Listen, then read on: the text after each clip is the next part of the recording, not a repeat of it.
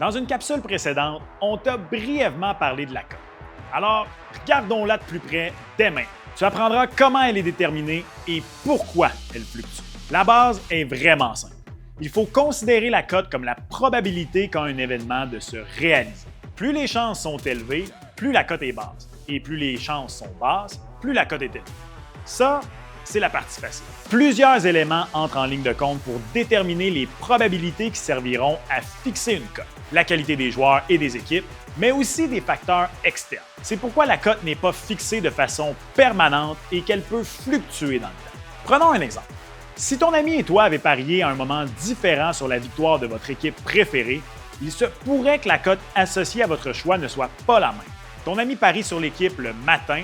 En après-midi, l'adversaire annonce que son gardien vedette va rater le match. Tu te dis que les chances de victoire de ton équipe viennent d'augmenter et tu la choisis. Tu auras probablement une cote inférieure à celle de ton ami en raison de la blessure du gardien adverse.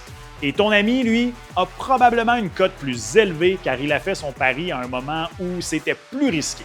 Les facteurs pouvant affecter une cote sont nombreux. La séquence de l'équipe, le lieu de la rencontre, même la météo en est un. Prends deux puissances offensives qui s'affrontent au football américain ou canadien. Le match est joué dans un stade extérieur où l'on annonce de nombreux millimètres de pluie. Il se peut quand même que beaucoup de points soient marqués, mais les chances que ça arrive sont affectées négativement. La cote pour un match à haut pointage est donc de monter.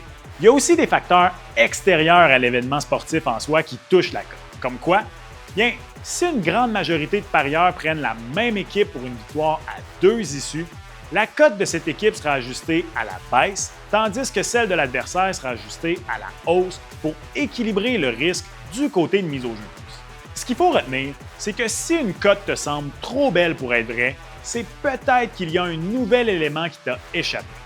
N'oublie pas de toujours bien t'informer sur l'événement avant de miser et fixe-toi aussi une limite de budget.